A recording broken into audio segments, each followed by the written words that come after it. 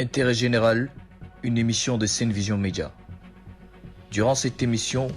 nous allons essayer de décortiquer l'actualité, comprendre ce qui se passe et vous informer.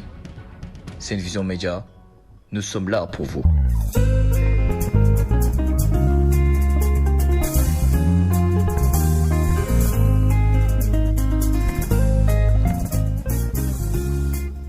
salaamaaleykum wa rahmatulah waa Seine-Vision Média comme niñ koy faral di defee samedi bu nekk diggante 20h30 jàpp 22h seen émission intérêt général ñëwati Amady Pouy di leen ko digtal ki di Ousseynou Diallo nekk si wàllum xarale gi si kanam tur rek ñu dikk ak suñuy invité.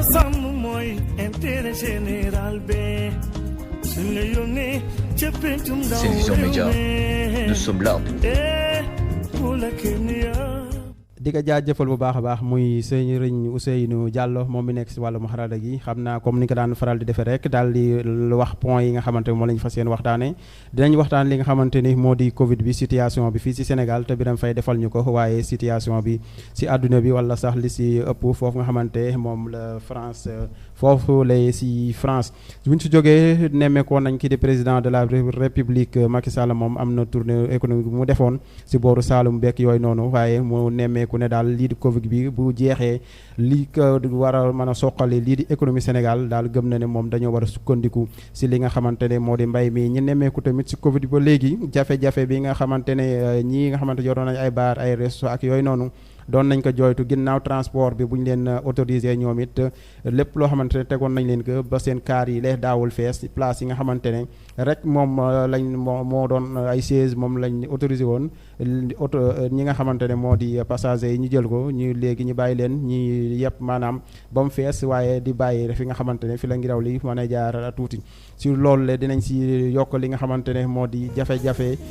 du jafe-jafe sax lañ mën a wax tiis bi nga xamante ne amoon na fukki at ak juróom-ñett ci ren amoon 2002 muy bateau le Joola incha allah dinañ ci waxtaan xool li nga xamante ne état bi defoon na ko ak lii nga xamante ne ñi nga xamante ay victime lañ ñoom it nekk ci bokk ci njaboot yooyu le doon ñaxtu ndax état bi lay fan la ci toll loolu dañ ci yokk lii di nga xamante ne moo di politique ñu nemmeeku nga xamante ne kii di Karim Wade juróomi at ginnaaw buñ ko ajoon daal mënul woon doon électeur wala sax mu doon li nga xamante ne moo di candidat si ay élection mu mel ni loolu la jeex na waaye loolu nemmeeku nañ ne am na juge ñu bari ñoo xamante ne ànd nañ ci ñi ne ànduñ ci loolu la dinañ ci dikk bu baax a baax loolu la dinañ ci dolli suñu ñaari invité yi nga xamante ne Kédougou ñii di yëngatu ci wàllu wurus week yooyu noonu ñu ne nemmeeku tamit Covid bi moo fa jaar ñu xañ leen li nga xamante ne moo di seen liggéey ñoom lañ mën a wax seen manifestation yi nga xamante ne moom lañ doon def ba génnoon baare tali bi muy jël bërëb yooyu la ñuy liggéey daal di koy tëj ndax dañ jàpp ne rassemblement bi nga xamante ne ña fay booloo dafa ña fay daje jéggi woon a day wa lool ba ñu yaakaar noonu virus bi de mën na fa gën a yokku maanaam moo tax ñu defoon lu ni wel ba genre bu ne wàcc woon sax nangu woon seen i bagage yi nga xamante ne jële woon nañ ko xam naa si kanam tuuti dañ si dikk ki nga xamante ne moo di Djibi Pam di président APEJAS association des anciens pensionnaires de l'UNEFJA moom it dañ ko jël si wàllum fonction publique bi nga xamante ne way laago yi ñu ngi koy ñaxtu ñu bi passé dégg nañ si Serigne Gueye ñoom jiite association des handicapés diplômés waaye bi yoon Djibi Ba moom it ñëw ginnaaw bu président de la République Macky Sall la génnee moom it di wax daal ne ñi nga xamante ne ñooy waa fonction publique ñi siy yëngatu ak yooyu ministère bi nañ sóoraale way laagoy xam naa ci kanam tuuti lay doon dinañ ko ci déglu bu baax loolu la bëgg nañ ci yokk li nga xamante ba si temps bi xajoo rek muy Mali Guinée ak Côte d'Ivoire si élection yi nga xamante ne moo ngi fa am waaye Mali nga xamante ne fu mu toll nii taxawal nañu seen njiit ngir mu diriger li nga xamante moom transition bi waaye ñi nemmeeku ba léegi ñii di waa CEDEAO ba léegi ñi ngi bañ lool nee nañ pouvoir bi daal ñii di militaires yi nañ ko delloo civil yi si kanam tuuti dina ñëw si seen biir émission intérêt général.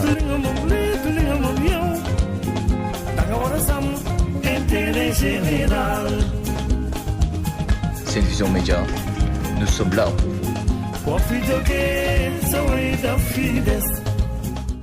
waa di la jëfalaat bu baax suñu Ousseynou tey ñoo ngi fi dalal ki nga xamante ne moo di Serigne Cheikh Sadibou Diouf nekk foofu la sa France Serigne Sadibou ñoo ngi lay nuyu.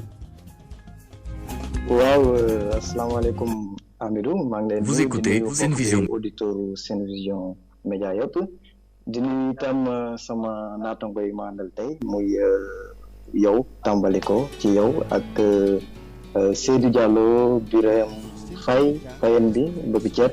di nuyu itam mbokk tukulóor bi Ali Bal di wax rek que ne namoon naa suñu dajeek moom ci studio bi di nuyu itam suñu gan gi Kéba donc maa ngi nuyu ñëpp di wax yàlla tàmbali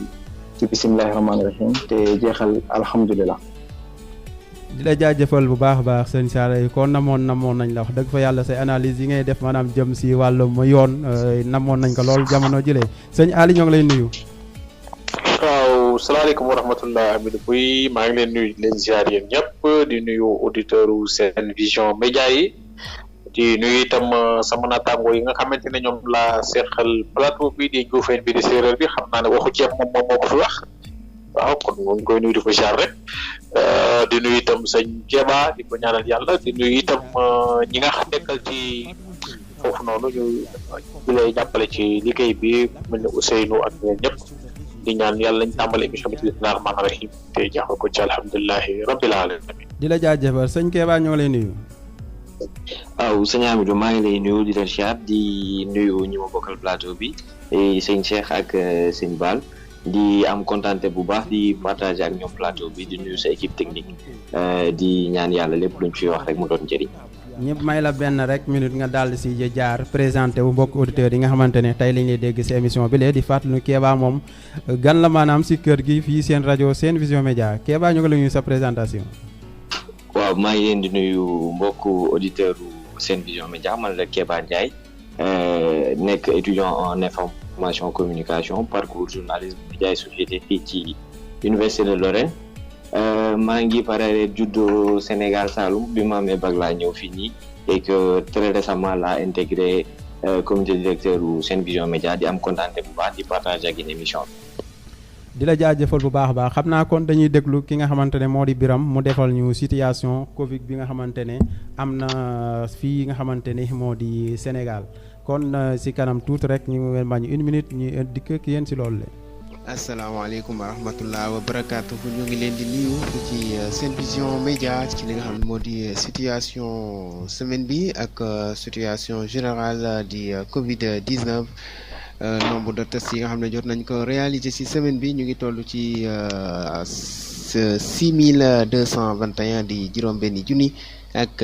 ñaari téeméer ak ñaar fukk ak benn ñi nga xam ne jot nañoo am doomu jàngoro ji ñu ne toll ci téeméer ak juróom fukk ak juróom ñi woowee cas contact suivi par les médecins ñu ngi toll ci 54 di juróom fukk ak ñeent ñi ñuy woowee cas communautaire ñi nga xam ne am nañ doomu jàngoro ji te kenn xamul fu ñu ko jëlee ñu ngi toll ci 90 di juróom ñeent fukk ñi nga xam ne ñooy jot a wér ci semaine bi ñu ngi toll ci juróom-ñaari téeméer ak juróom-benni fukk ak juróom-ñett ñi nga xam ne jot noo ñàkk seeni bakkan ñu ngi toll ci ñeent di 4 décès. ñi nga xam ne ñoo nekk sauvetage ñu leen woowee cas grave ñu ngi toll ci fukk ak juróom di 15 ba mbas mi duggee biir Sénégal li ko jëlee le 2 mars 2020 ba tey samedi 26 septembre 2020 Sénégal jot na enregistré ci fukki junni ak ñeent ak juróom-ñetti téeméer ak juróom-benn fukk ak juróom-ñeent. ñi nga xam ne jot nañu wér ñu ngi toll ci fukki junni ak ñaar ak ñaar fukk ak juróom ñett ñoo jot wér ñi jot a ñàkk seen bakkan di 306 di ñetti téeméer ak juróom benn ñi nga xam ne ñoo nekk sous traitement di 2534 di ñaari junni ak juróomi téeméer ak fanweer ak ñeent ñoo nekk ci hôpitaux yi. constat bi ñuy def de ci semaine bi boo ko seetloo ak semaine yi passé mën nañu ne li nga xam ne moo di Covid 19 bi ñu ngi wàññeeku ci biir Sénégal nombre de décès yi ñu ngi wàññeeku yàlla jëm kanam ndax boo xoolee ay 4 décès ñoo am ci semaine bi naam bëri na ndax bu dee benn doomu aadama sax ñàkk na seen bakkan bëri na waaye nag ñu mën nañu daal xel mën na dal waaye nag mu tax ñu naagu. nañu gën a farlu rek respecté li nga xam ne mooy jëfle yi nga xam ne waa Kër Docteur ñu ngi koy digal pour ñu def ko di raxasu ndox ak saabu utiliser gel hydroalcoolique bu am qualité ak takku masque yi ak respecter li nga xam ne moo di distanciation sociale di dandante lu toll ni 1 mètre ak sa morom maanaam su fekkee da ngeen nekk foo xam ne mbooloo la yooyu yëpp nañ ci bàyyi xel bu baax a baax pour mën fee jëlee li nga xam moo di Covid 19. Vous écoutez Sen Vision Média. di leen jaajëfalaat bu baax a baax ci déglu bi seen rajo Sen Vision Média xam naa comme que dafa xaw a gudd tuuti moo tax ñu yem foofu di nuyuwaat suñu mbokk yi rek di wax sëñ Cheikh Sadibou ñoo ngi lay nuyuwaat. waaw ñu ngi lay delloo nuyoo. dégg nga situation Sénégal mu mel ni jamono ji mbir mi mu ngi wàcc bu baax a baax. waaw mu ngi wàcc bu baax a baax alhamdulilah di ñaan rek yàlla xeeb dolli. waaye feebar bi dafa di feebar boo xam ne laajul naagu te itam suñu réew moomu dañ naan ku daagu ñu raw la kon boog dañu jàng li nga xam ne mooy xew ci yeneen dëkk yi boo xoolee dëkk yu bari ku ci mel ni France ku ci mel ni pays Europe yu bari bari di nga gis ne jàngoro ji dafa am benn jamono boo xam ne xaw nañ ko dominer bu baax a baax ba naan mu ngi wàcc ñu jékki-jékki benn rek nit ñi xëj na am na benn càggante bu dugg seen biir xëj na aussi am na benn lassitude boo xam ne gane na leen ñu jékki-jékki distanciation physique yi ñu doon def ñu wàññi ko masque yi ñu doon takk ñu wàññi ko hygiène ba nga xam ne hygiène des mains yi nga xam ne moom doon nañ ànd ak moom ñu wàññi ko nga gis nit ñi di jaxasoo xëj na aussi moment boobu vacances yi ñoo ko laajoon dëkk bi tàngoon na voilà nit ñi xëj na tëj nañ leen pendant des mois et des mois il fallait que ñu génn aussi féexal seen xol yi waaye boo xoolee loolu lim jur mooy lan mooy ci état bi dañu gis que ne jeunes yi maanaam population bi nga gën a xam ne moom moo gën a enclin à fêter ñoom ci seen bopp ci population boobu la feebar bi gënoon a bari donc loolu day wane rek que ne maanaam relâchement boobu moo waral lii nga xam ne ñii ñu ngi koy woowee nouvelle vague ñii ñu koy woowee vaguelette ñii di ko woowee xëj na sax du une nouvelle vague maanaam mooy ñu nekk ci dénégation xëj na loolu moo ko waral kon boog Sénégal nañu fexe ba moytu loolu nañu continuer comme ni ko sëñ Biram waxee respecter distanciation sociale respecter mesures barrières yëpp nga xam ne cité na ko tout à l'heure loolu daal laa ci amoon comme lu ma mën a wax sëñ Aliou. d'accord di la jaajëfal ñu seeti sëñ Baal ñu ngi lay nuyu. waaw Amady maa ngi lay nuyu maa ngi jégalu damaa coupé woon sama kii. Donc li ngeen wax ci Covid bi moom noonu la demee Sénégal rek wàññeeku bi am na ci waaye xam nañ ne aussi li ko waral xëy na waxoon nañ ko fi mooy mesures yi nga xamante ne autorité jëloon nañ ko fi après bi conférence de presse ministre de l'intérieur defoon moo ko defoon ci courant mois d'août bi te waxoon na ne mesures yooyu bu ko autorité yi accompagner ak liñ ko booleel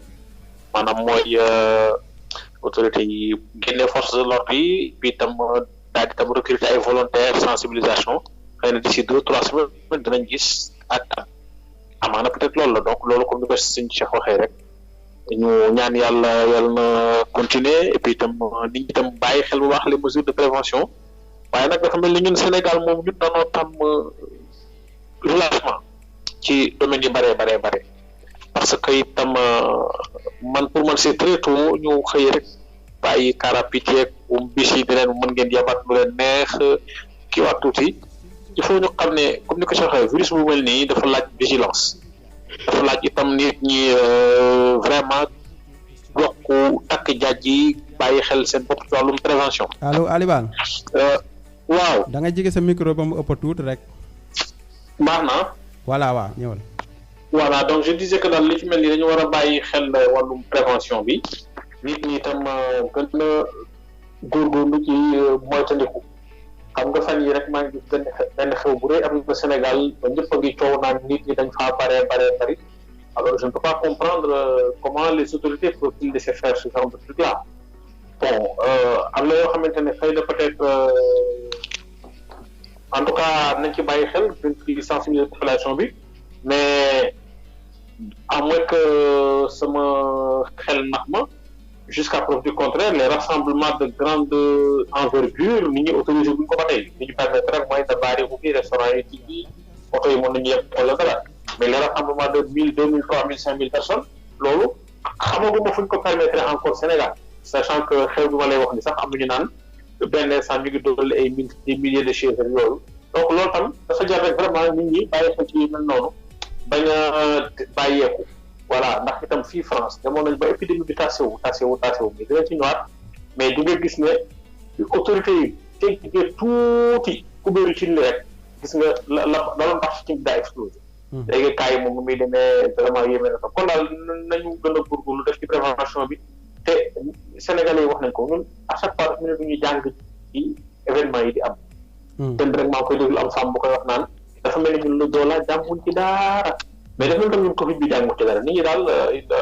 sont là ils vivent comme si de rien n'était donc loolu tam wax dëgg yàlla nañ xam ne feebar bi yàlla na fi gaaw a jóge mais nag buñ deful ndànk bu fi xase ba tam wax dëgg moom lu ko tuxuloo moom du gaaw a yomb na yàlla sàmm rek te yokk wér ci tey itam d'accord ñun itam gën a góorgóorlu ak prévention sëñ Kéba waaw sëñ Amidou situation Covid bi Sénégal gis nañ ko recul bi mu am tamit am nañ ci xel mu dal xanaa di ñaax nit yi ne que ñu continuer bañ a relâché wu ndax gis nañ ne ñun dañoo nekk nit ñoo xamante ni nii suñu li ëpp ci suñu jafe-jafe bokk na ci li tubaab bi wax on finit les choses mal ci fànn yu bari muy football tàggat yaram boo loo mënti jël rek mën nañu am bërët mën nañu commencer ak ndorteel bu baax waaye ni ñuy finir parfois ça laisse à désirer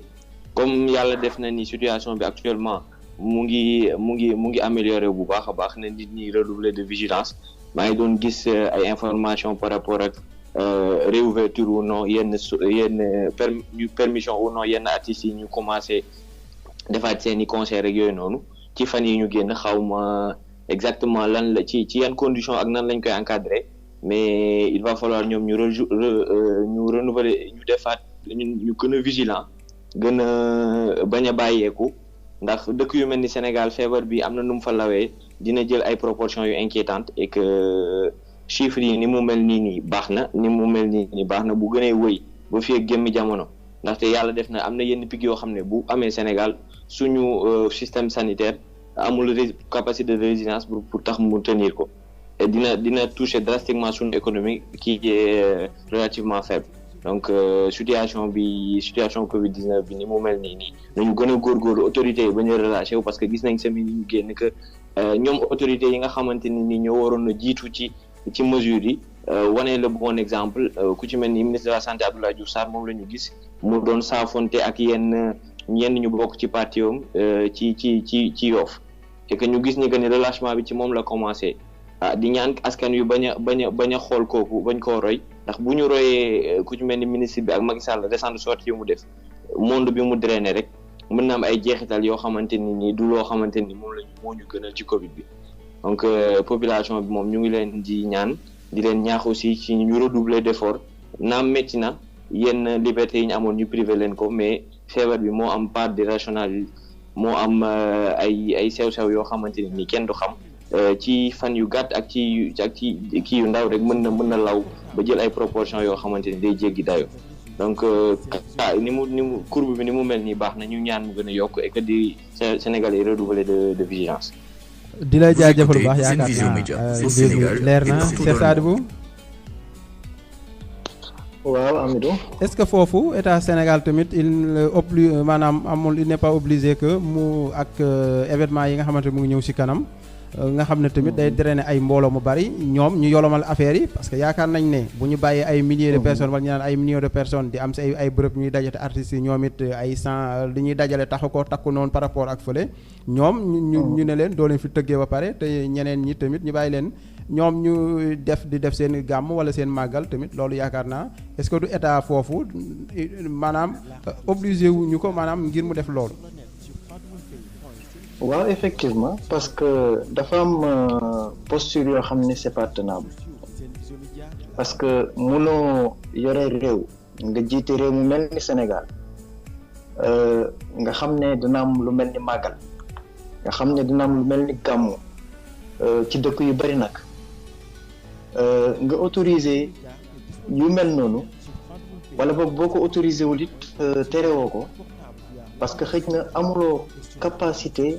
tere ko amuloo poids tere ko amuloo tam autorité tere ko parce que tam nañu waxante dëgg benn instant même bu fekkoon ne Macky Sall bëggoon na tere màggal wala mu bëggoon tere gàmmu xëj na du yomb ci moom waaw ndaxte yooyu dafa di ca ñamu aju day fekk rek ñu bëgg a def wala bañ a def day fekk itam ñu jël décision bi jox ko le pouvoir étatique wala ñu bañ ko jox ndaxte buñ ko joxul pouvoir étatique bi du ko mën a foqati noonu la suñu réew bindoo waaw léegi yow bu fekkee ne autorisé nga lu war a toll di ay millions de personnes wala ay milliers de personnes ñu war a gisee war a nekk fenn lu war a mot ay jours kooku nag doo mën a wëlbatiku tere ñi nga xam ne xëj na ay heure la ñuy daje ñoo xam ne xëj na sax ay centaines de personnes la ñu doon loolu c'était une position boo xam ne c'était pas tenable donc état bi mënuloon def lu dul céder ginnaaw bu mu céder aussi ci ñi nga xam ne xëj na ñoom ñoo ëpp doole sax artistes yi je parle des religieux et heureusement aussi parce que tam suñu réew doon nam solo maanaam religieux yi ëpp ca doole parce que quand même dëkku diine lañ ne bu ci artistes yi ëppee doole dina xaw a nekk dëkku jaaxaan parce que nag woy ak fecceeku yooyu ci àdduna bi la bokk waaye nag am na loo xam ne mu ngi ci àdduna it waaye mu ngi ci àllaaxira voilà donc loolu daal c'était une position boo xam ne c'était pas tenable maintenant nag état aussi je pense que Kéba wax na ko tout à l'heure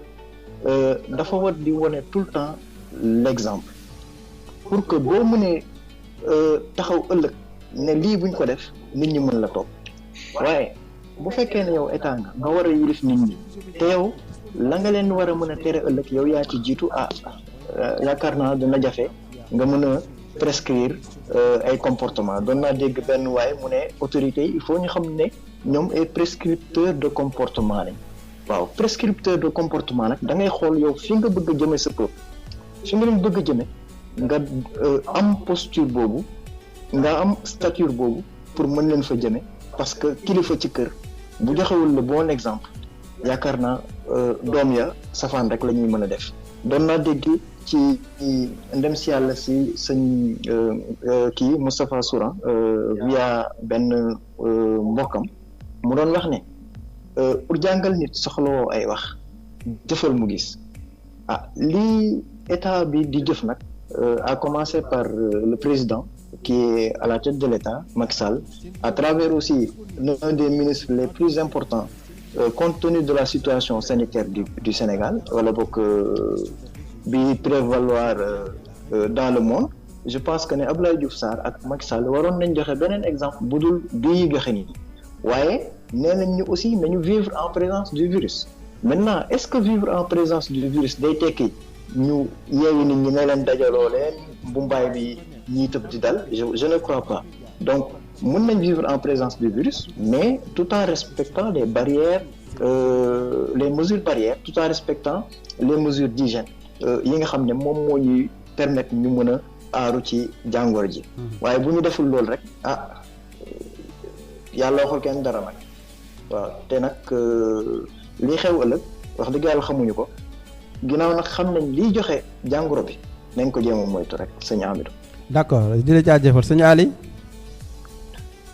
waaw Amidou. est-ce que foofu Sadibou wax na ko manifestation yi nga xamante ne kii di président de la République Macky Sall def na ko ak Abdoulaye Diouf Sarr est-ce que tamit du am jeexintal comme nu ko waxee ci Covid bi wante sur le plan politique parce que dañ nemmeeku ne inondation bu mu amee ci lañ yenn leader de l'opposition génn commencé def seeni activité ñu nemmeeku état bi tamit mel ni moom dafa def riposte mais riposte bi est-ce que tamit du ëpp ci askan wi ndax virus bi nga fi ba léegi. waaw li Cheikh wax rek noonu la demee comme ni ko yenn wala fi di waxee nit moom boo yeewoo sa kër julloo fajar dina jafe taw nga taxaw di digal say doom ñu julli c'est-à-dire que kon exemplarité bi ci autorités yi ñoom lañ ko séntu ba pare ñu ko waxee waaye itam yaakaar naa ne kilifa diine yi libéré woon nañu autorités yi ñoom ñoo jël ceene waat seen bopp jox ko kilifa yi ne leen yeew leen ndax maa ngi rappelé wu Cheikh Bass Abdou Khadre waxoon na président ne ko yow yaay jiite réew mi yaa yore ci gëlu guy bi waxal loo wax nit ñi danañ ko def ci topp sa gannaaw loolu yaakaar naa ku la ko xas ba wax yaakaar naa libéré na la waaye ànd ak loolu itam ba tey kilifa yi itam mënoon nañu def rek man yaakaar naa li sëñ Mbaye Sy Mansour doxalee mënoon nañu xool man doxalin boobu daal laa gënoon gis ne moo gën a dëppoog jamono gën a dëppoog li virus bi laaj kooku daal xëy na roy ko dina ci am solo mais bu ñëwaatee ci li nga wax mbir mi am na loo gis am na politique. man balaa maa dee nit ñi naan ay ñoo waruñoo politiquer lii laa gis nga affaire bi ñëpp a koy politique opposition bi wàcc na ci terrain bi récupéré ko politique lam ci mën est-ce que comprendre xarab état bi fas ko xaxar ko la nga waroon def ak defoo ko nangam ak nangam waaye pouvoir bi itam dafay politique sauf que pouvoir bi dafay def une politique maladroite avec beaucoup de maladresse pourquoi mu wax ko yow soo wàccee ci inondation yu mel ni Kër Massar wala zone yu mel noonu nga egsi fa ñëw ak benn forme de communication bi da ngay échouer sa communication président Macky Sall bi ñu ñëwee déjà le fait que mu sol costume ça ne s'y prêtait pas ñëwoo jëloo bateau yi dugg ci biir ndox mi dem ci kër yi xool la fa nekk ça ne s'y prête pas c'est-à-dire en voulant récupérer politiquement l'affaire mais il a donné à l'opposition du gré à moudre donc dama yaakaar ne aussi foofu dafa am un problème de communication boo xam ne ay conseil mënoon nañ ko mais baal dimbali ndax nit ñi waaw foofu est-ce que moom mënul woon jàng ci président Ablaye Wade bu mu fi nekkee bu inondation yi amee loolu sonal gars yi moom dafa wàcc ci biir ndox mi est-ce que leçon boobu te jamono jooyu ñoom ñoo àndoon mënoon na jàng leçon boobu bu ñëw fii mu appliqué ko maanaam ngir Ablaye Wade loo ko mën a wax bu décider politique moom amu ci morom Ablaye Wade man li ma njëkk a marqué mooy bi muy encouragé équipe nationale Sénégal 2002 mooy la sol te ballon loolu la leen recevoir palais la xam nga un président dafa am loo xam ne soo koy def rek dañ ko war a Wade il est très bon en communication waaye nag parfois aussi bu doon biw day biw bu baax Macky Sall mën a ñàkkut a mën a communiquer c'est quelqu'un qui est très bon campagne électorale boo xoolee ni mu ko def gérer communication da ngay xam ne ci politique mais fii moom sur la crise dafa il a complètement raté le coche parce que ñëw sol costume jëloo kano yi dem ci ndox mi dafoo dara taxaw fee gars yi escorté la nga wax benn déclaration dem non tu as été reçu par des gens qui te sont pas par les militants de Kër Massar bon maintenant nag c'est de la politique xëy na aussi attention bu duggoon ci ndox mi dem xëy na nit ñi danañ ko fa yuuxoo et puis les médias vont faire des choux gras et puis loolu itam xëy na li Abdou Diouf waxoon diggante ñaari mbir yu neexul da ngay xool bi gën a mooy neex maanaam entre deux mots il faut choisir le moindre mal peut-être le moindre mal c'est de communiquer comme ça mais moi j'aurais pas fait comme ça mais je pense que politique là de toute façon les gens vont en parler quelque temps parce que boo xoolee président Macky Sall aussi li lay wane mën a politique mooy def koy jóge rek dem déclencher tournée agricole mi léegi nit ñi ñu waxatuñ ci na mu wàccee Kër Massar mais ñu ngi wax na mu wàccee ci tool yeeg di wax nan nañu mobiliser ak laaj lee donc ñaari communication yi bu leen bëgg séparer c'est parce que da nga comprendre bu li xew parce que un état il faut ñoom du ñu def dara par hasard lu ñu def rek am na plan bu ñuy teg donc nag moo tax ñi naan ay bu ñu politiquer mbir ñu xamuñu fii dans la vie lépp politique amul lu fii taxaw te nekkul politique maintenant nag kenn ku ne da nga war a jouer ce jeu rek et puis jëm ci rek ton épingle du jeu d'accord sëñ Kéba waaw ci cadre boobu noonu moom je pense que Bal wax na ko sànq ci peut-être déroute communicationnelle bi nga xamante ni président de la République am na ko ci mbënd mi mais noonu dama jàpp ni moom ñàkkul mën a communiquer peut-être ñàkk wekk askan wi la ndaxte bu yàggul dara bu ñu fàttalikoo bi ceeb bi ñëwee defoon na ci poster yoo xamante ni nii pour les observateurs avertis c'était une insulte mais pour le Sénégalais lambda ça pouvait être une prouesse parce que quantité de riz boobu nekkoon port mu taxaw baladé wu photo wu gars yi filmer ko jël ko ci sur le fond ngay gis yooyu noonu ñu ne kii c'est cet homme là qui est derrière ça communicationnellement parlant pour un individu lambda n'est pas vrai ça parlait maintenant bu fekkente ne ni ci observateur averti yi mën nañ ne lii ni c'était une insulte parce que bu fekkonte ne ni réussiroon na politique am du ñu yegg si foofu loolu mooy ñëwaat ci mbënd mi rek mooy que ni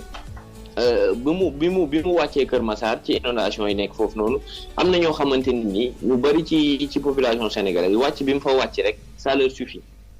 parce que ils disent que dinañ wax ni que ni yëg na leen te bi mu fa wàccee gisoo quelque temps après mu ngi jéem a rectifier le tir soxnaam ak ay ñooñam ñu ngi doon wàcc di joxe ay ceeb ak yooyu parce que ñoom comprendre nañ ne psychologiquement sénégalais yi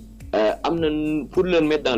dans ta poche am na nooy doxalin booy am muy jox xaalis jox saako ceeb wala jox sandwich wala leneen ak leneen c'est pas des actes forts yoo xamante foog ma ni ay actes forts yooyu noonu marqué na la plus grande partie de la population sénégalaise moom loolu la comprendre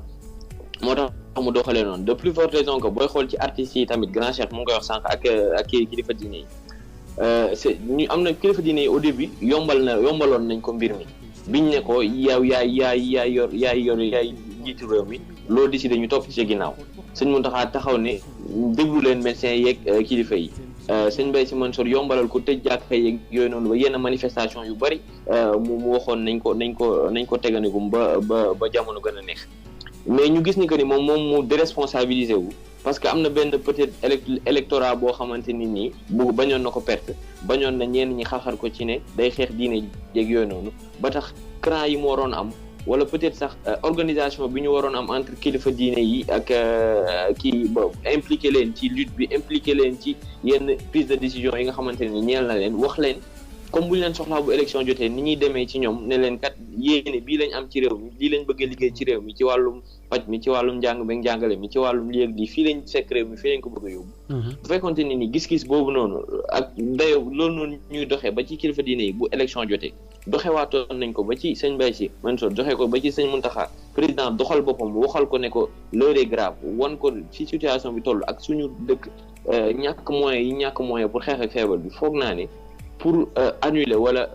organiser lu ci mel ni gàmm wala màggal sous une autre forme que forme bu mu daan amee foogu moon mu nekk jafe-jafe ndax kenn gënul bëgg réew mi sëñ Mbaye Sy Mansour kenn gënul bëgg réew mi sëñ Mountakha ndax ñoom amuñu compte à l'étranger amuñu compte dans les crédits suisses amuñu fenn foo xamante ne nii ci entreprise étrangère wala dara amuñu fa action bi yooyu ñoom lépp lu ñu am Sénégal lañ ko amee ñenn ñi sax mosuñoo génn jàngi wala ñu dem feneen donc ñooñu noonu bu ñu leen waxoon dëgg ji expliquer leen mettre leen devant la réalité des faits foogoon naa ni doon nañ jël ay décisions yoo xamante ni nii ils vont aller dans le sens de réformer yooyu màggal yooyu daan am nañ ko daan defee ñu xoolaat ko bañ dajaloo beeg yooyu noonu bu ñëwee ci artistes yi aussi certes li ñuy drainer ci moom li màggal yeeg gàmmu drainer ci moom ñoom duñ ko drainer mais bu ñu xoolee tam màggal ak gàmmu foog naa li concert di am ak yenn dajaloo artistes yi moo ëpp fuuf li gàmmu yeeg màggal yi am su ma juumul parce que tey jii benn samedi mën na am 10 concerts alors que màggal lañ naan la màggal Daaru Muxti gàmmu ñooy la gàmmu Daaru Diwaan gàmmu ñu ne la ñii ñooy gàmmu récurrence bi nga xamante ni nii mu concert yi dina koy am ci samedi yeeg ci dajaloo yooyu noonu foogu ma ni gàmmu yeeg màggal yi noonu lay amee donc foofu aussi am na tam beneen sew-sew muy que ni artistes yi amuñu mettre nañ leen à muer pendant un bon bout de temps amuñu benn revenu gis nañ ni amoon na sax problème ci fonds Covid bi ñu leen joxoon donc foofu aussi beneen problème moo fa doon posé muy problème organisation ci artistes yi ñu amaatee problème tamit organisation ak implication chef religieux yi ci yenn décision yi nga xam ne ñeel na leen d'accord di la jaajëfal sëñ Sadibou Vous écoutez Senvision Média. yaakaar naa sëñ Kéba xuus na ci muy lii nga xamante ne muy si wàllum économie ñaari intervention wax dëgg fa yàlla am na solo lool tey kii di président de la république Macky Sall dem fi nga xamante ne moo di Kaolack ne day relancer li nga xamante ne moo di économie beeg yooyu noonu mais est-ce que tey post Covid mën nañ sukkandiku si li nga xamante ne moo di agriculture ngir mën ko développer puisque bu ñu demee ko foofu nga xamante ne moo di Kaolack sax suñu waaju ñu fa nekkal muy sëñ Moussa Ndiaye doon na wax ne am na si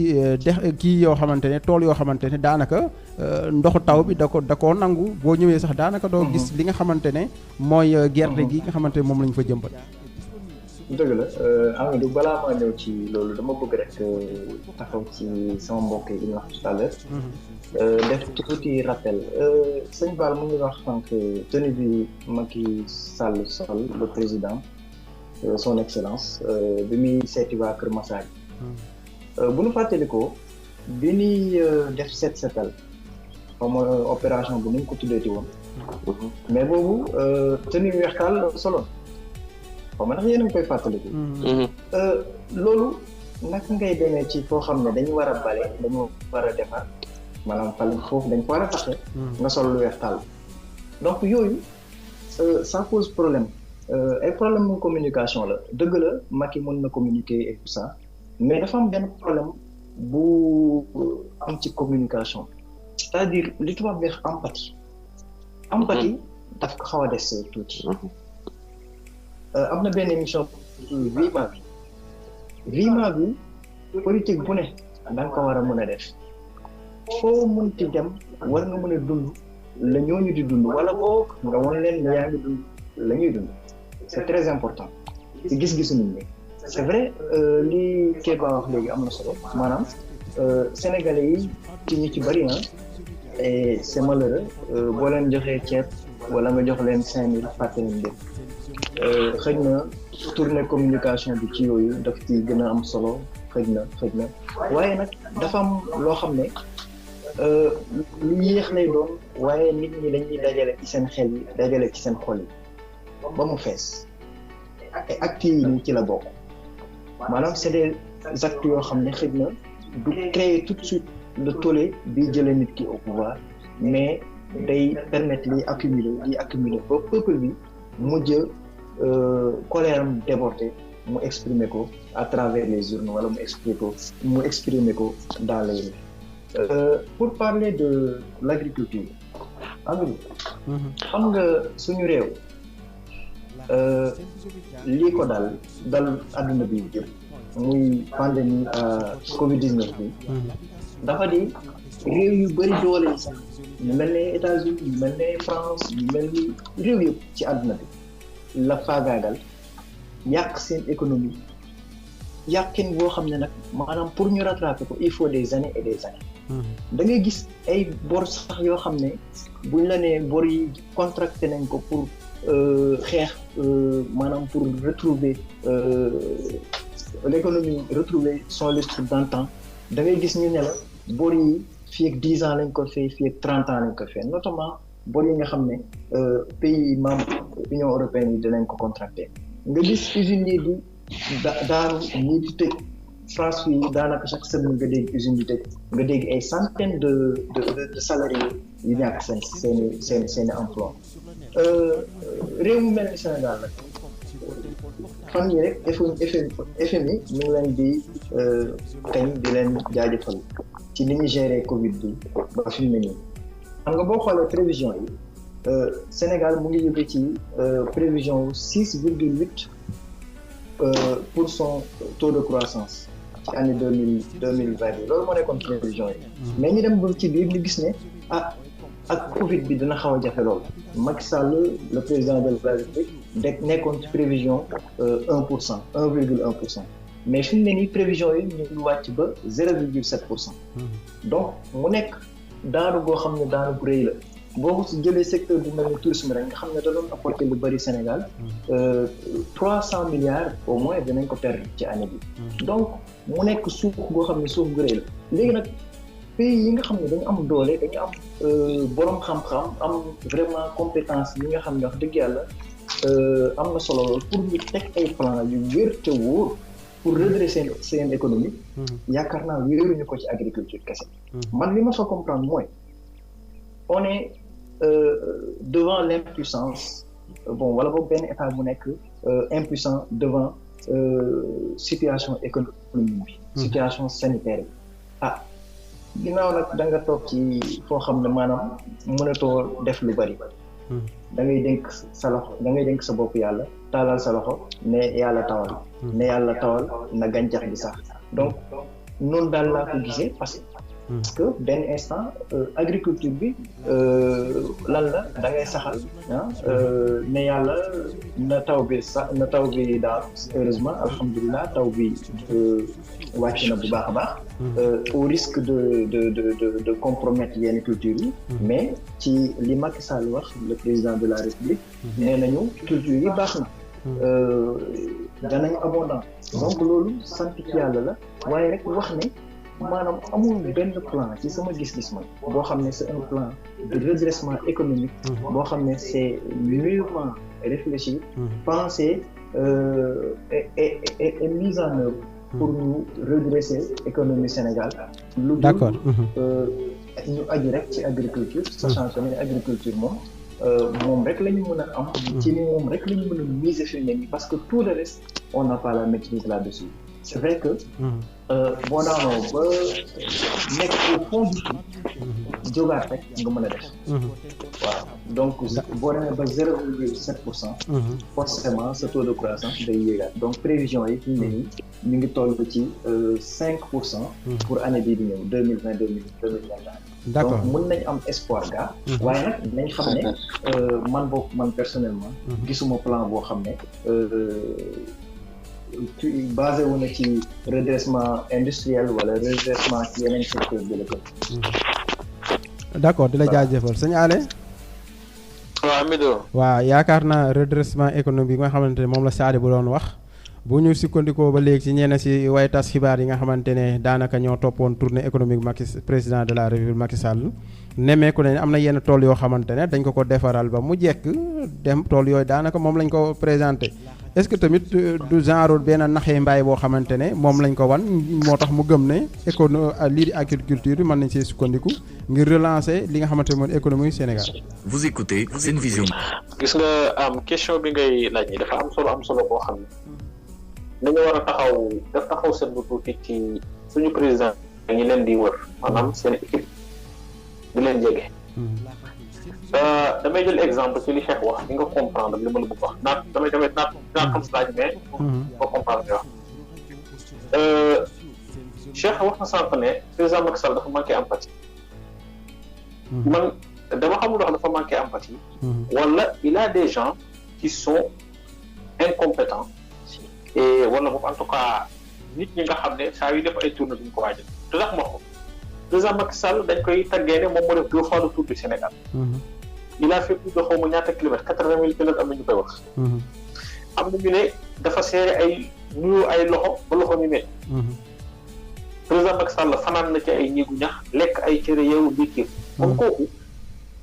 su ñooy ñàkk empathie dañu war a interroger wu ne mais qu'est-ce qui s'est passé ñi ko doon entouré di ko conseiller ci campagne électorale pour réussir boobu. ñoom ñoo ko wëratul mënatuñ koo conseiller te lay doxal réew mi wala qu'est-ce qui se passe. c'est ça la question qui se pose. maanaam boo damay ñëw ci sa li nga wax nii ci tool yi nga wax.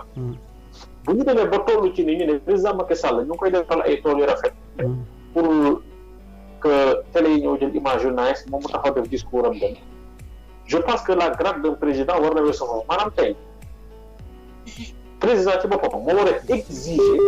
à ce que sa communication tienne compte de la réalité du terrain. gis nga sinon bu amul lool fi ay ñam fi jiitu nañ mujjee rek lay mujjee Ablaye Wade y a un documentaire bu intéressant bu TFM defoon ci les événements du 23 juin. benn instant ci jour bi même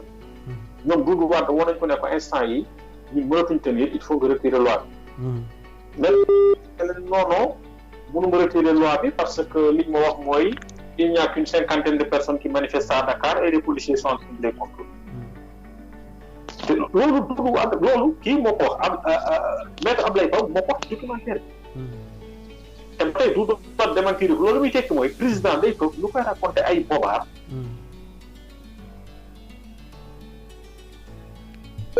Vous écoutez Sen Vision Média. waaw xam naa dañu am tuuti problème si wàllum connexion bi rek xam naa dinañ ñëwaat tuuti rek dinañ ñëwaat yeggali seen émission intérêt général fi seen rajo Sen Vision Média. Durant cette émission, nous allons essayer de décortiquer l'actualité, comprendre ce qui se passe et vous informer. Sen Vision Média, nous sommes là pour vous. Allô? Allô? waaw dafa réseau bi moo naawoon walaay di si jégalu bu baax a baax mbokki auditeurs yi waaw ñoo ngi lay déglu sañu àll nga continuer. waaw donc je disais que ne xaw ma bu dee jar ma résumé à tuuti xaw ma ndax fan la daggee woon mais li may wax rek mooy. si maître Babou nga daggee woon ne suñu président yi ñi leen di wër war nañ ko xoolaat bu baax a baax a baax. parce que président dafay recevoir ay informations yu bari maanaam quand tu as plus de 400 courriers à lire. recevoir ay nit ñu bari. war la jëntee problème war a jaar fee. soo amul entourage bu sincère bu lay wax yow bootul mën ngaa mbiw. exemple bu ma joxe mooy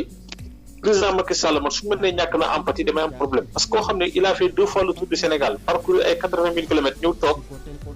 nga ne ma am na problème empathie alors que ku ne cay néegu ñax fanaan fa lekk ay cere ba sonn ñëw tëdd nelaw nii bàyyi loxoom yi neewi kooku soo problème empathie mooy ce soit dafa retenirul dara ca la mu ji woon réew ma wala bopp la mu ji woon c'est que c'est justement de la politique mais amul benn kii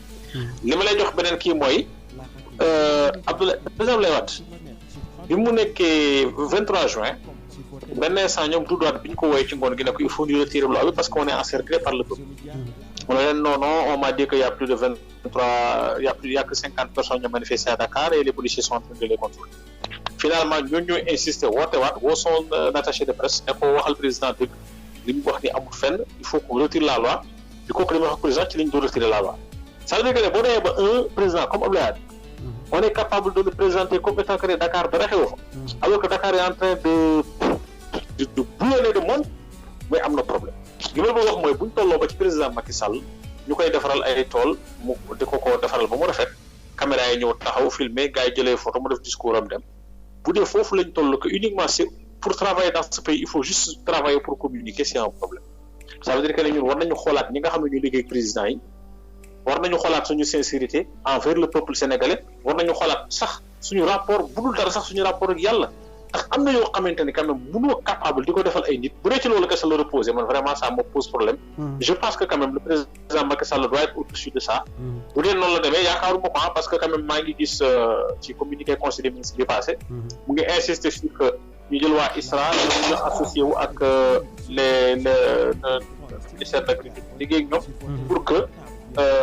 vraiment ñu agriculture bi di gën ko réformer pour que rendement ay gën a yokk j'espère que ça va au-delà de ça mais bu dee vraiment c'est sûr que des calculs politiques ou politiciens je suis vraiment déçu pour mon pays parce que lii moom vraiment lu regrettable la wax dëgg d'accord di la jaajëfal sëñ Kéba waaw ci sëñ Amidou ñu pour ci lu relance économique bi nga xamante ni président daf ko bëgg accès ci agriculture moo dama jàpp ni côté bu loolu c'est quelque chose de bien mais dafa am lu ñu raté suñu agriculture ba pare tey jii booy xool ci zone yu bëree agriculture bi ñu fay def est-ce que loolu noonu lu ñuy dundee la wala est-ce que loolu noonu pour loo xamante ni lu mën a relancer suñu économie à proprement parler la ndax booy xool dañu foogoon ni ren ak nit ñi di ni ñu doon waxee nañ dellu ci mbay mi ak nawet bi ñu génn daaw bu ñu fàttali ko bu baax ne nawet bi ñu génn daaw baaxul woon taw bi bariwul woon am na ñu bari ñoo xamante ni ci yenn zone yi ñu nekkoon ci Sénégal jotuñu woon seen jiw yi dañ ko dencoon ñeneen dañoo jiwoon mu soree ñenn ñi jiw mi baaxul léegi ñu ñëwoon am yaakaar ci nawetu ren bi ñu gis ni que ni sax nawetu ren bi am na yenn parce que am na culture yoo xamante ni bëggul ndox yenn bëgg ndox yi muy ci mel ni gerteeg yooyu noonu amaana gaa gerte soxla na taw pour kii mais soxlawul par exemple ndox bi nga xamante ni moom la ceeb soxla ba lóor pour mën a màgg même ni si Sénégal ceeb bi ni ñu koy bayee bariwul gerte soxlawul loolu mboq soxlawul loolu dugub soxlawul loolu am na sax ay images yu ñuy wane que ni am na tool yoo xamante ni dañu ci taw bi dañ ci jëlee ay yàqute kon accès plan de relance bi ci agriculture naam lu baax la mais dama jàpp ni c'est une vision à long terme boo xamante ni dañ ci war a liggéey réformer suñu agriculture fexe ko méngale ak suñu ay réalité ak suñu ay besoins ndax tey ji bu fekkee dañoo nekk dëkk boo xamante ni dañuy produire plus d'arachide et que arachide boobu noonu dañ koy produire après la plus yu ci bëri dañ koy jël importer ko sans ñu transformer ko mu am valeur ajoutée loolu fooguma ne luñ ci mën na bay lu nawet bi baax dina am impact bi mu war a am ci économie bi ndaxte dañuy bay rek bu ñu bayee ba pare jël jaay chinois yi wala ñu jël jaay indiens yi wala ñooñu jël yóbbu seen dëkk foofu lañ koy transformer usines yooyu noonu ñi ñuy employé ce sera des chinois ak des indiens du profiter en tant que tel ni mu waroon a profiter économie sénégalaise donc loolu noonu fooguma ne ci ren jii nii quel que soit président xaalis bu mu ci mën a injecté quel que soit lu ñu wax dañ ci associé ay ISRA ak ay ingénieurs en agronomie ak yooyu noonu résultat bi escompté fooguma ne dañ ko ci am ci année ren bi il va falloir une réforme profonde de l'agriculture ak de tous les secteurs de l'économie tourisme local ak secteur informel bi nan la ñuy def organiser ko ba nga xamante ni nii crise yu mel nii bu amatee ñu mën a xool na lañ leen di dimbali comme bu ñëwee ba dëkk yu mag yu mel ni France ñoom ngay gis seen yenn secteurs yi yenn ak grosse entreprise yi di tëj waxuma la ak ñi góorgóorlu yi nekk Sénégal nga xamante ni seen loxo jotul seen ginnaaw ñenn ñi dañ leen a tëj la woon ñu doon jaay seen resto yi nga xamante ni ñu si ba dañ doon dund au jour le jour ñooñu noonu ñëpp affaire bi da leen a impacté woon considérablement donc foog ne agriculture gaa moom la ñu war a gën a fulaal ci dëkk parce que réew mu ne li ngay lekk da nga ko war a bayal sa bopp waroo ko jéggaani feneen waaye ren jii nii kut ko ñu mu servir ñu moom foogu ma ni mën na nekk mais foofu Kéba waaw est-ce que tamit dina yomb maanaam bu ñu seetloo ñi nga xamante ne ñoo di ndaw ñi nekkoon ci àll bi ñëpp màngaan nañ maanaam jóge nañ ci àll bi ñëw Dakar daanaka doon ay marchands ambulants ak yeneen bàyyi fa seen suufu maameeg yooyu bàyyi fa ay maire ak i pa rek àll boobu nga def loolu dina yomb tey ñu bëgg a miser suñu dund maanaam suñu économie yëpp ci li nga xamante ne moo di agriculture boobu la du yomb ndax exode rural bi dafa laal considérablement baykat yi ak ñi dëkk ci gox-goxaat yi nga xamante ni dañu xaw a reculer Sénégal loolu yëpp foog naa ne comme li ñu doon wax sànq problème politique publique agriculture la parce que tey jii bu ñu fexe woon ba nga xamante ni li ñuy bay parce que mënuñ ne la paysan bi day bay ba nawet bi wàcc mu jël kilo gerte bu dee da koy jaayee 180 francs wala 200 francs te koo xam ne ci ñoo xam ne ñu ci bëri amuñu ay tonnes ak tonnes loolu du leen permettre ci jaay allo oui allo sëñ bi si Kéba may ma tuuti allo sëñ bi waaw nekkal si xaaral tuuti rek mu yeggal di développement incha allah ñu dugal la voilà sëñ Kéba continuel fi nga nekk am na buru nag sëñ ji d'accord léegi comme loolu noonu ñi nga xamante ni ñoo nekkoon di yëngu ci wàllu ci mbay mi ci mbay mi daan def permettre leen woon ñu mën a dund sax wala ñu mën a vivre ci 10 mois yëpp ak même si niñ doon bayee forme boobu noonu permettre leen woon sax ñoom ñu dund ci li ñuy bayee bay mën di am surplus boo xam ne dañ koy jaay mu yomb ci économie bi kon foog naa il va falloir ñu fexe jeunes yi nga xam ne ñoo daan jógee ci dëkk yi ñu téye leen foofu en promouvant l'agriculture fexe di jënd prix yi ci prix yu décent di jënd jiw yi ci ak yeneen yi prix yu décent engrais bu baax financé encadré bay la nga xamante ni nii ñun moom la ñu soxla pour suñu réew lu ñu mën a dundee ak pour loo xamante ni dinañ ko mën a jël exporté ko ak transformé ko en valeur ajoutée suñu sëñ Kéba kontaan nañ lool sëñ Djibi ñi fàttali ne moom la ñuy am tey comme invité spécial ci émission bi muy Djibi Pape di président association des anciens pensionnaires de l'INEFJA maanaam nga xamante ne seen siège bi mu ngi nekk fii Thiès Apizas nga xam ne fi la rajo bi di bàyyi ko waaye rawatina ci studio Louis Braille sëñ Djibi ñu nemeeku conseil des ministres bi passé su ma juumalee kii di président de la république Macky Sall génnaat na maanaam di ñaax ñi nga xamante ne moo di ay ministres parce que noonu lañ ko mën a parce que yàgg na def li ni mel mais ba léegi maanaam njaw desandi dama xambin muy di wax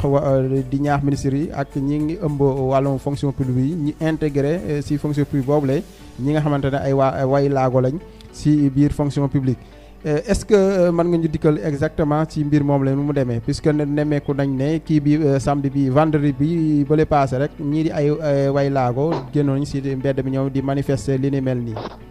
waaw jërëjëf sëñ Hamidou. maa ngi lay nuyu bu baax di nuyu sa auditeur ak auditrice su Sen Vision Média. di aussi saluer toujours encore ci initiative bu taxawal lu mel nii ci dëkk bi ak ci biti réew. vraiment di dellu encore une fois de plus di réitérer soutien wu association des anciens pensionnaires. nga xam ne ci nga nekk ci yëngatu. en tout cas pour accompagner en tout cas initiative boobu projet bi dem ba nga xam ne. fi ñu dégg BBC di fa dégg yeneen kii ñu mën fa dégg Sen Vision Média. maintenant ci wàllu li président de la République wax xam nga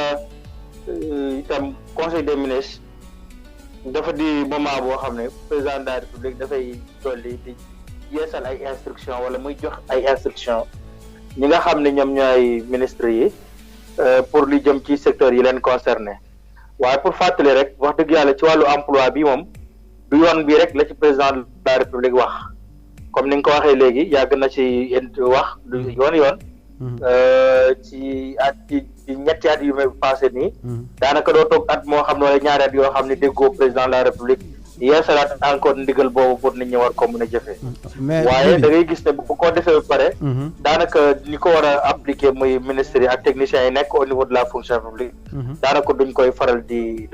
di respecter waaw lu waral maanaam léegi nag bii passé nag li président wax daf ne nañu jël personnes handicapées yi way laago yi dañ leen jël ci fonction publique bi dañu sàmmonte ak li nga xam ne moom la loi d'orientation sociale wax xam nga loi d'orientation dafa wax ne nguur gi ci recrutement yi muy def téeméer bu mu jël fukki ak juróom war na fexe ñu nekk ay way laago gën kaa néew au moins 15% de personnes handicapées donc loolu nag lu xaw a nekk lu jaaxal nit ñi la parce que mais bon après li ci des nag mooy kuréel bu mel ni sunu bos bi ñu ci def ay jéego ta biir réew mi ci daw dama xamul nag sa prochain laaj tax foofu la wala lan moo bàyyi la ci nga indi tontu ko waaw ñëw ci waaw bu fekkee ne ci wàllu kii bi xam nga bu président de la République waxee wala bu dara nekkee ci kër boo xam ne mu wër ni diw sàngam moo ko la lijjanti doo xaar rek ci diw sàngam boobu mu jox la déedéet waaye da ngay yëglu dem won ko yoon ndax léeg-léeg tamit nit ñi bëgg a def te amaana mën na am duñu xam yoon wi wala duñu sax xam ndax xam nga base de données buñ ko xasee ba def tiim ko di ci jukki mën ngaa jukki par xam nga mën nga nekk volontairement wala involontairement nga jukki ñi dugg wala nga jukki ñi duñ ñëw et cetera léegi nag ñun li nga xam ne moom mooy sunu kii gannaaw yëglu biñ ci defoon daaw boobu léegi nag ñu ngi ci nekk ci liggéeyu diplomatie liggéeyu souterrain parce que itam boo yëngatoo nga dóor li ngay dóor gisoo dara da ngay wut sàkk yeneen i pexe ci la ñu bindee courrier à travers suñu mbokk yi nekk France muy Abidjan bi nekk France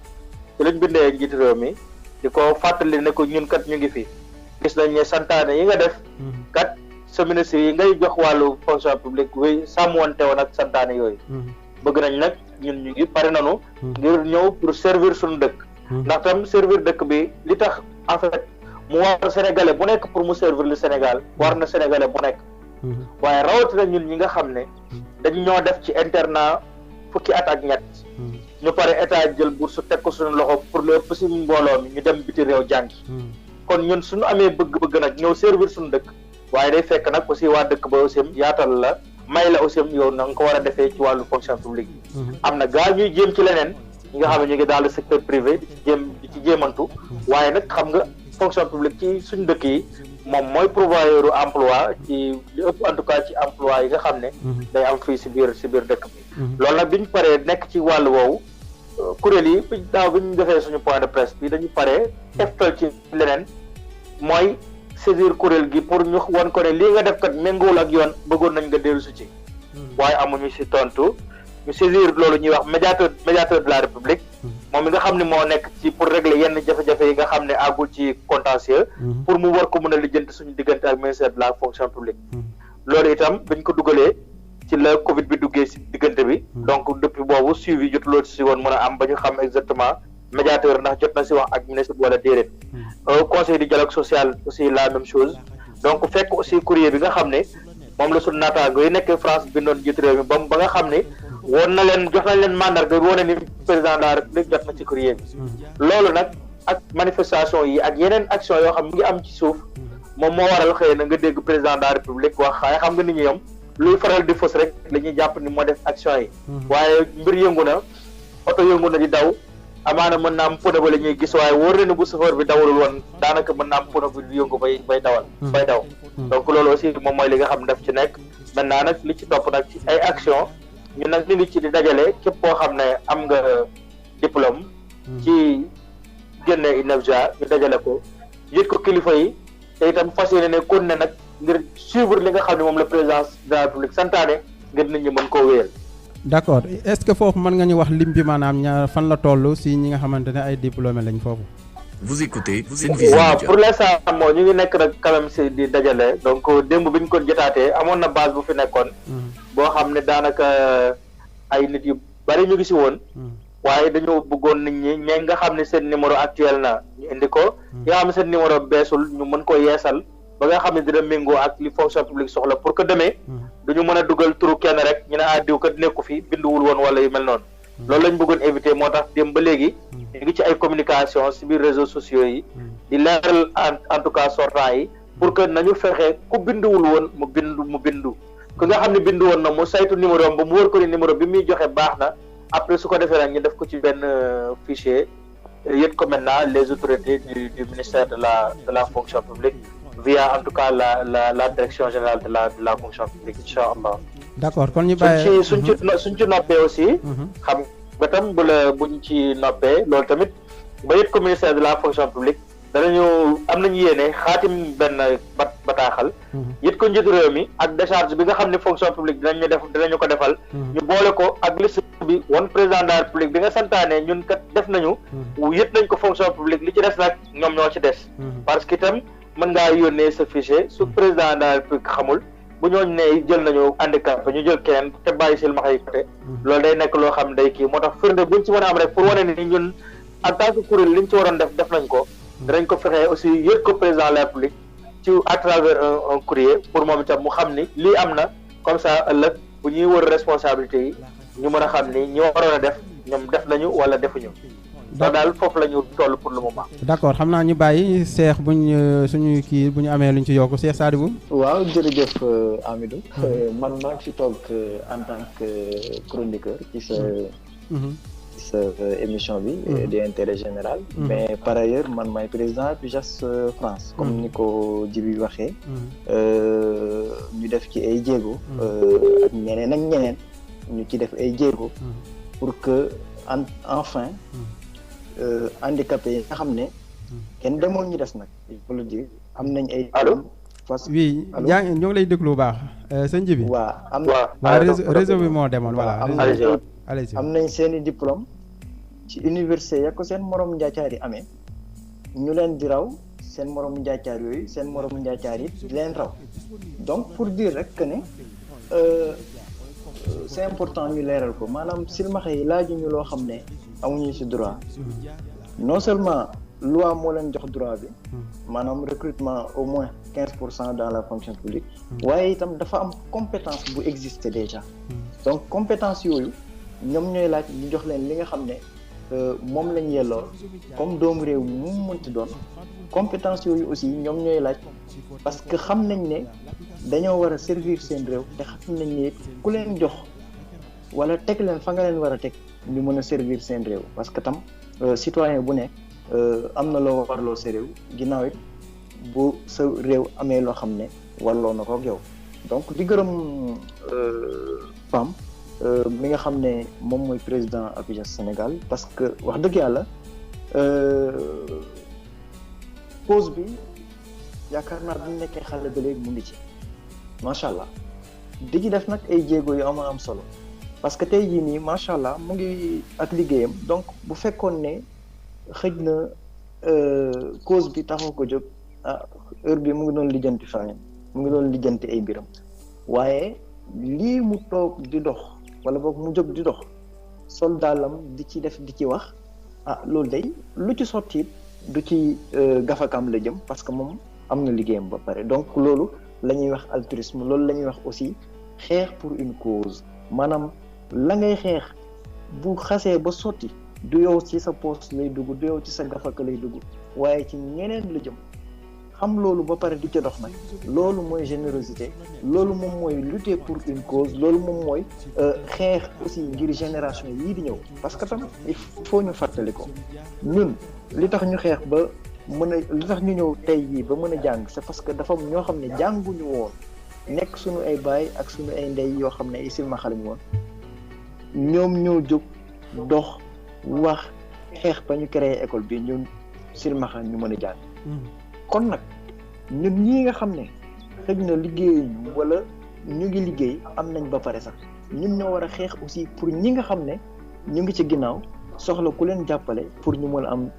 liggéey aussi mën a non seulement daan seen doole mën itam servir seen pays waaye aussi servir ñi nga xam ne ñoom ñoo aju ñoom muy seen i muy seen i rakk seen i mag seen i tante seen i bàjjen ak famille bi nga xam ne famille bu yaatu lay doon ci Sénégal waaw loolu daal la ñu amoon ci luñ ci wax di wax rek que ne di ci dolli bon que ne comme ni ko Pam waxee tout à l'heure yàgg na bi président de la République di jóg di wax moo xam conseil des ministres la moo xam ci yeneen i anam la ci yeneen i moment pour que ñu jox handicapé yi seen cër ci réew mi waaye généralement day nekk propos yoo xam ne c'est pas suivi d'effet bii nag ñun comme ni mu ko waxee ñun silmaxa yi ñun handicapé yi de manière générale ñun ñoo war a taxaw xeex ngir propos yooyu bañ a tomber dans l'oreille d'un sourd. L'oreille d'un sourd nag mooy ñiy jëfe parce que ñiy jëfe bu fekkee ni dégguñu wala nañu déggee it baaxul jëf gi day gàllagoose ñun nag on a une grande responsabilité ci côté boobu war leen woon fu ñu war a jaar parce que ñu ci bari nag wax dëgg yàlla ci mbirum silmax liñ ci xam lu néew a néew la loolu daal laa ci bëggoon d'accord sëñ Ale waaw Amidou dañ nemme ku ne xam naa réseau PAM bi mooy daw mais après dina def maanaam seen mu jot a dégg maanaam mu def ci benn résumé bu ndaw sa njàngat foofu noonu ci maanaam recrutement fonction publique handicapé yi mais fii Sénégal dañ nemmeeku ne buñ ne handicapé rek daanaka moteur yi lañ koy jox la ñuy jàppale ñoom ñooy handicapé bàyyi ñi nga xamante ne ñooy yeneen handicapé yi au rad quoi waaw li nga wax am na solo d'abord damay tàmbali rek comme ni ko Cheikh waxee rek gërëm ñëpp ñoo xamante ne ñu ngi intervenir ci mbir mi waaye itam gërëm ji bi parce que effectivement ni ko Cheikh waxee yàgg na ci te itam li muy def ni liggéey loolu boppam waaye cause bi lay liggéeyal donc di ko ñaanal yàlla li mu ci def rek yàlla bu yàlla fay yiw en tout cas on a envie de dire enfin que genre préoccupation bi nit ñi jël ko en compte enfin aussi président de la République man peut-être nee nañu di yàgg naa réagir ci lu mel nii mais en tout cas un plaidoyer aussi vibrant bu kawe ci insertion des personnes handicapées c'est en tout cas bëgguma c'est une grande première mais en tout cas maa ngi koy doon a jàngal xëy na nag peut-être yeneen yi j'ai pas très bien suivi mais bii moom en tout cas c'est quand même dafa leer na quoi ni ko président waxee leneen li nga xam ne rek laa ci bëgg a yokk mooy pour ñu xam ne ñu ko ji waxee ñu nekk France yónnee nañu courrier tey am na fu ñu ko jaarale aussi ci voie officielle waaye am na xam ne fu ñu ko jaarale ndax taal bu ñu taal moom ñu ngi koy ubbee fu ne waaye je dois dire que ne comme ni ko Cheikh waxee man j'ai été secrétaire de la FIJAS pendant bientôt 13 ans secrétaire général léegi maa affaires extérieures partenariat gis nga président bu fi nekk surtout président Macky Sall moom suñuy courrier moom jot na ko lu ma 2 wala 3 fois pour une fois quand même on a la preuve que ne bii moom jot na ko au moins en tout cas c'est sûr que service jot nañ ko on a eu un retour mais yee passé daawoon ci am retour li ma bëgg leeral rek pour askan wi booy ñu bañ a jàpp ne ñun lañ bindi courrier on a écrit plusieurs courriers on a fait plusieurs échanges yàgg nañu échanger ak ay autorités di dox ak daanu am na ay projets yu ñu am jot nañu gisee yenn gars yi nekk présidence xëy na objectif yi tax ñu wax c'est pour vous dire que ne nos rapports avec l'État sont des rapports qui ont toujours existé yàgg nañu seq ak autorités yu bari ci ay marché canne blanche ci ay affaires yu bëree bëri donc ñoom xam nañu ñu bëree am na fii sax donc wax dëgg yàlla effort yi yàgg naa am xëy na nag moom nit moom booy def dara comme ni ko waxee rek da ngay fexe liggéeyal askan wi bañ a découragé waaye am na ci ñoo xam ne depuis 2010 lañ dugal seen dossier fonction 2010 nag ku dugal ab dossier xëy na yow wax dëgg yàlla bëgg ngaa ji waaye nag xëy na mbir yi amaana léegi la ci en tout cas gis nañu en tout cas ça peut donner quelque chose di ñaan yàlla nag nit ci xam ba ñu ko dans l'oreille d'un sourd mais ñoo xam ne ñi fi nekk tam yàgg nañ def effort pour ñibbi waaye xëy na tam dafa am charte yoo xam ne mënuñ cee ñibbee ndax tam amaana mbir boo ciy dem itam da nga ci demee sur des bases claires te aussi dañu war fexe teg loo xam ne maanaam état bi waratul soxla sax ministre bi waratul soxla président naan ko waaw xoolal handicapé ci seen ndax am na loi bu fi ne am na ay décret yoo xam ne war nañ ko accompagner loi bu ambitieuse la Sénégal loi bi mu am nii sax man est-ce que damay naan est-ce que français loi bi na nii man liggéey naa ci loi wu France 2005 laa def sama stage la loi du 11 février 2005 je peux vous garantir que ne loi Sénégal moo gën a gàtt mais en termes d'avancée en termes de progrès social man sincèrement xaw ma lan la ñu France rawee xëy na France li ñu rawee mooy ci jëfe ak application ak yàgg ci système bi mais Sénégal seen loi bi baax na baax boo xam ne wax dëgg yàlla on a rien à envier aux pays européens donc état bi man vraiment sax je salue l'initiative du président di ko ci félicité ci loolu mais yaakaar naa war nañu ak foofu sax président bu soxlaati di jaaj premier ministre na wala ministre yi yore question yi naan leen xool leen handicapé yi c'est une loi qui est là mais donnons-nous les moyens de l'appliquer nga xam ne handicapé du soxlaati di naan recruter leen ma mais ñoo dugal dossier ñu examiner ko xam ne moom personne handicapé la am na quota bu ko war a dugal ko ci loolu daal mooy li nga xamante ne vraiment buñ ko réussir on aura réussi la question mais buñ demee ba soxla tam président di soxla di fàttali ay ministre mooy ne ministres yi ñoom wax yàlla seen liggéey tam dese nañ waaw vraiment daal war nañ ci mën a defaat effort yu kawe ndax boo ci liggéey war nga xam ci partie société bu ne kenn ku ne la moo ci àq mu ko jox ko ci ñun loolu mooy suñu xeex ça c'est notre combat mooy fexe ba kuy handicapé fii ba l'an 2250 yàlla ñalamee gudd fan ak ñu fekk ko ñun ñëpp bu ñu soxlaati nit ñi di def ay effort di fàttali kii parce que tam loi boo ko waxee comme ni ko juriste di waxee ñun ne censé ignorer la loi da nga nekk ba ci gën a kawe ba ñoo ñu mën a bàyyi xel ne kan ñi fi nekk c'est des citoyens à part entière koy di faral di waxee mais pas des citoyens entièrement à part d'accord donc daal loolu laa bëgg ñu bàyyi sëñ Kéba vraiment encore ci waaw sëñ Amidou intervention yi weesu am na solo permettre nañu comprendre yenn yi nga xam ne jot na fi xew man dama jàpp ni déjà combat bi nga xamante ni yéen a ngi koy gaa yaa ngi koy mëne combat wu ñëpp la war a doon ndaxte bu ñuy seetaan yenn violation ak yelleefu doomu aadama yi ñu koy seetaan ci ñeneen ñi bés dina jot mu ñëw ci ñun tam dinañ seetaan wala duñu am sax kàttanu dimbali ñu pour man sénégalais yëpp ñoo war a xeex debout comme un seul homme fexe ba nga xamante ni li nekk ci loi bi ñu appliqué ko ñi nga xamante suñu mbokk way laago yi nga xamante ni généralement sax ñu ne fii ay boroomi xam-xam la ñuy doon ci wàllu wi ñu jàng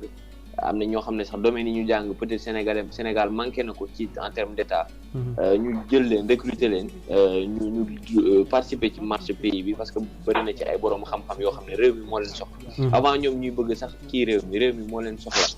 pour ñu bokk ci construction de notre nation parce que ci domaine yu bëri sooxe nañ ci te domaine yooyu noonu amaan na way laago yu bëree am nañ ci ay diplôme am nañ ci ay compétences ak expérience donc loolu moom lu ñu war a kii la et que corps de contrôle tamit li ma jàpp war nañu mën a xool ci seen rapport yi ñuy def di inciter les différents ministères à l'application de cette loi là permettre di xool ci contrôle yeeg ci ay ku ci mel ni IGE ak Cour des comptes ak yooyu noonu ci rapport yi ñuy def ñu xool ba xam application dans les différents services de la fonction publique ñan ñooy appliquer loi bi ñan ñoo ko appliqué wul ñi nga xam ne appliqué wuñ ko ay sanctions dal seen kaw ba nga xamante ni nii d'ici 5 wala 10 ans dootuñu soxla sax naan loi bi dañ ko appliqué mais dañ naan ban excès de fan lañ mën a dem de plus ci dox ba nga xamante ni ñi nga xamante ni nii dafa loolu mu handicap boobu am nañ ko yan avancé lañ mën a am en terme de législation en terme d'insertion professionnelle ak yan ouverture lañ leen mën a defal man foog naa foofu la ñu war a jëm mais pas que ay loi yoo xam ne dañ koy wax wala ay recommandations mais dans les faits quoi ñu jéem a jëfe mbir yi loolu laa amoon ma ciy wax d'accord sëñ Djibi waa xanaa gërëm sunu mbokk yi muy grand Cheikh ak grand Ali ak kii sëñ Kéba ñu fekk fii xam nga mbiru way laago moom kenn ku nekk rek si ko tool bi daanaka tool bi dafa yaatu te liggéey bi dafa bari te doole ji néew na donc kenn ku nekk fa nga nekk rek fa ngay jëm sa kem kàttan parce que aussi lu si waay def tam bor la rek booy jéem a dabu te amaana mën na am da nga def mais doo ko mën a fay ndax li ñu suñu mag yi lebal ci jamono jum gën a jafe lañ ñu ko lebalee mooy bi ñuy taxaw di lijjanti di cotiser seen yelwaan pour wut école bi yaakaar naa boobu jamono moo gënoon a metti suñu jamono ji ñu nekk léegi may fàttali rek ne fii ñu toll nii du problème mu compétence moo posé wu comme ni ko président Cheikh waxee ndax boo xoolee ci fi mu toll nii ci base bi ñu taxaw gëm nii rek am nañ ci gàtt juróom-ñetti nit ñoo xam ne ñu ngi ak seen master 2 soo xoolee daanaka dañ ci am lim bu xaw a jege loolu ñoo xam ne am nañu soit seen maîtrise wala seen licence ci ay domaines yu fasantikoo yoo xam ne wax dëgg yàlla ñooñu duñu ay como noonu lay amee ay yeneen spécialité wax dëgg yàlla yu bëri waaye boo xoolee nag Amadou ma ci mënee ñëw tuuti suñu dëkk yi li ñu am jafe-jafe mooy xam nga mise en œuvre d'une loi bu dee ci ma wax sous le contrôle des juristes xam nga mise en œuvre loi boo nee loi mettre ko en œuvre rek duul nga promulguer ko rek yem ca mais boo xoolee ci wàllu sociologie du droit ñoom dañ naan la lan la ban jeexital la texte bi nga jël am ci askan wi ñu ko jëlal waaye boo xoolee loi bi ñu jël déjà boo xoolee article 29 fi yitte woon a am décret d'application boobu ba léegi ministre de la fonction publique mi ñuy wax moom mooy président wu commission bi ko war a xaatim daanaka loolu bañ taxawalee commission ba léegi mu am na ñaari at ak lu teg mais seen décret ba léegi génnagut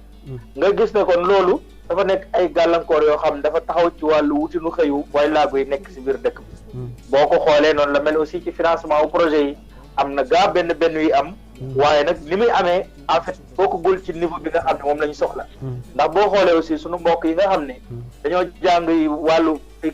artisanat la ñu féetewoo accompagnement bi ñu leen war a defal pour ñuy jënd seen i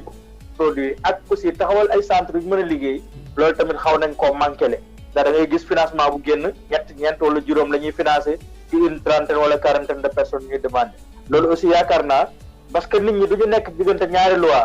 benn loi boo xam ne favorable na leen ak benn loi boo xam ne favorable leen nga bëgg jël bi leen favorable entre guillemets di ko appliquer seen kaw mooy dafa am loi buy tere yelwaan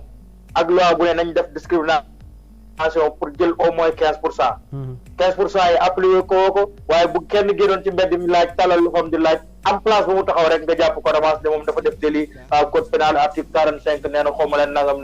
loolu nag dafa nekk loo xam ni dañu war a wut ay solution yoo xam ne solution yu ànd ak yërmande mais aussi solution yoo xam ne suñu réew attan na ko te ay la yoon nag dëkk boo xam ne yaa ngi xaar pour nekk un pays producteur de pétrole et de gaz wax dëgg yàlla amatoo ngant pour am ay doom yoo xam ne nga leen di bàyyi ñuy yelwaan te ñu ci gën a bari kat am nañu seen métier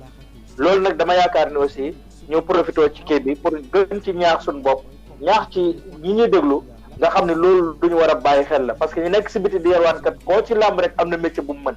koo ci kii rek am na bind xaatu na projet am fu mu ko déposé waaye kenn du ko kii ndax amul lii wala amul leneen loolu nag damay jàpp ni aussi suñu bëggee régler problème bi loolu itam dañ ko si war a boole fexe ko wutal saafara ñi am seen diplôme universitaire ak ñeneen ñi am seen yeneen kii ñu jël leen ci fonction publique bi ñu liggéey mbaa ci collectivité territoriale yi wala ñi nga xam ne am nañu aussi seen i projet taxaw war koo mën a doxal ñu gunge leen ci agence yi nga xam ne ñu ngi fii di financer ay projet lu mel ni AMPES lu mel ni DER lu mel ni Crédit Femme wala yeneen yi nga xam ne am nañ fi di yëngatu pour gunge ndaw ñi wala jigéen ñi pour am ay financement boo xoolee aussi li gën a yéexal yëf yi tamit ndax loi bi dafa am benn fonds boo xam ne fonds bu am solo la mettre sur pied ci article 47 bi dafa ne dañu war a teg benn fonds boo xam ne fonds d'appui aux personnes handicapées la ba fonds bi li war a nekk kiyam mooy gunge initiative culturelle ak faciliter yombal aussi seen pleine participation dans la vie sociale culturelle ak économique de la nation nga gis ni fonds boobu ba léegi depuis loi bi am na fukki at ci ren waaye fonds boobu taxawagul ndax kayit bi ko war a yoonal loolu amagul boo jëlee daanaka loi bi di ci mën nit ñi mën a tirer comme fruit daanaka am na waaye bëreegul noonu pour mën a daj waaye laagoy loolu nag dañ jàpp ne aussi dafa nekk loo xam ne suñu bëggee lijjanti problème bi loolu dañ ko war a laal wutal ko saafara fekkee loi bi dafa laaj xaalis ñu def un financement spécifique wut ko di ko doxal te loolu nag dafa mel ni xaw na manqué ci dëkk bi il est vrai que ñu ngi ci di kii mais quand même côté boobu quand même des na lu bare ci loi d'orientation sociale xam nga suñu loi bi lu mu ambitieuse soo jëlee loi bu bi sëñ Ali doon tudd léegi ñoom bi ñu defee seen loi ba pare am nañ ay mécanisme de financement ki toll ci am matériel bu ko war a gunge ngir mottali ko ci laagu gi mu am na fu muy jaar pour di financer ko matériel boobu pour mottal lool bu soxlaa nit ku ko dimbali am na fu muy jaar pour am nit ku ko dimbali parce que ñoom dañoo waajal ni bañ defee seen loi xam nañu lii dafay am njëg ñu waajal njëg boobu naka lañ koy financer bu ngeen mën a àgg si yoon boobu loolu tam damaa defe ni dafa xaw a manqué si sunu loi bi nañ ko tëralee ak aussi nañ koy doxalee ndax ressources yi moom kenn du ne Sénégal amul xaalis waaye nag jublooguñ ko ngir mu saafara jafe-jafe yi nga xam ne waaye laagoo Sénégal lay ñu ngi koy am waaye rawatina nag personne déficiente visuelle yi nga xam ni ñoon ak ay la yoon nag ci ñooñu mooy tax ñu yëngatu en tant que ñooy suñu cible primaire loolu laa bëggoon a indi en guise de commentaire si mbokk yi ñu mu indi loolu waaw bismillah Sadou dama ko bëggoon laaj benn laaj président décret d'application yi loi d'orientation sociale bi prévoir parce que yooyu ñoo koy jëmmal. parce que loi texte de loi des fois day invité à ce que ñu créer ay décret pour mën a appliquer li loi bi wax. ñaata lañ ci defagum. waaw yi ñu ci defagum day mooy bi concerné article 5 bi wax ci programme national de réadaptation à base communautaire. boobu décret génn na ci juillet 2018. ak aussi bi nga xam ni moom moo taxawal carte égalité des chances ak commission éducation spéciale. yooyu daal ñaar yooyu nag dañ leen a tënk ci benn décret. mais donc ñaari décret donc moom la. si ñaata article alors que am na yeneen article yu bëri yoo xam ne laaj nañu ay décret d'application wala article donc mu des boo xoolee boo jëlee ñaar yi ñu fusionné. def ko benn ak benn bi ñu créé dafa nekk ñetti décret donc sur 13 2010 ba 2020 waaw donc day jëmmal rek li nga doon wax tout à l'heure donc jafe-jafe bi ñu am pour mettre les choses en œuvre pour que li loi bi wax te dëgg ak aussi njeexital la mu war a am ci destinataires yi wala boog ñi mu tax a jóg njeexital yooyu ñam tax a mën koo yëg. d'accord loolu mooy jafe-jafe bu gën a rëy ci suñu réew yi. d'accord waaye yaakaar naa wax ko tout à l'heure. kon sëñ Djibi. waaw ñu ngi lay gërëm di la sant bu baax a baax. waaw maa leen di delloo gërëm bu baax a baax di rafetlu en tout cas ñu ngeen di déroulé di leen gërëm bu baax a baax di jégalu nag sama gars yi bu fekkee nag am na lu ma tëb ci loo xam ne waroon nañ koo yeggee ci kii bi boo am na ci bari yoo xam nag yi mën nañ ko wax ci penc yi nag kenn mënu ko wax ci penc donc loolu aussi ñu nangul ñu ngànt boobu tamit d'accord voilà mu ngi noonu d'accord di la jaajëfal bu baax a baax di la joxaat yeneen émission xam naa te sa intervention rafet na te taay woo saa yi na woowee rek di nga ñëw uy suñu jaajëf di la gërëm bu baax a baax suñu projet la merci beaucoup. ok merci ñoo far xam naa kon ni ñu koy faral def rek dafa mel ni 22h moom sax passé na te 22h lañu waroon arrêté ñu bàyyi rek jël benn point rek muy la joolaa bi wàllu social ñu wër ko rek daal di jaare noonu tàggoo xam naa ku ci def intervention daal ñu ngi lay daan ñaan nga jaar fa tàggoo parce que 22h10 sax presque jot na bismillah Cheikh Sadibou bismillah. waaw balaa boobu nag di jégalu de bu benee ne nga wàññi sa point yi bu ko defee dootuñu sonal loolu xeer la buñ doon sànni rek. noonu kay xam naa tey moom jël naa encaissé naa waaw bu ñu ñëwee ci bateau le Joola bi c'est dommage que ñu tàmbali ko ci ay ree parce que lu grave la mooy catastrophe maritime bi gën a rëy ci àdduna bi bi gën a pénible boo xam ne monde bi dund na waaye nag dafa di malheureusement ci àdduna bi ñuy dund yaakaar naa Pam tëjul micro allo sëñ bi àdduna bi ñuy dund dem na voilà dafa di lu dal ci nit ku ñuul lu dal ci nit ku ñuul nañ koy yëgee du bokk ci bu daloon ci kaw tubaab c'est malheureux ñu wax ko mais loolu mooy dëgg parce que imaginez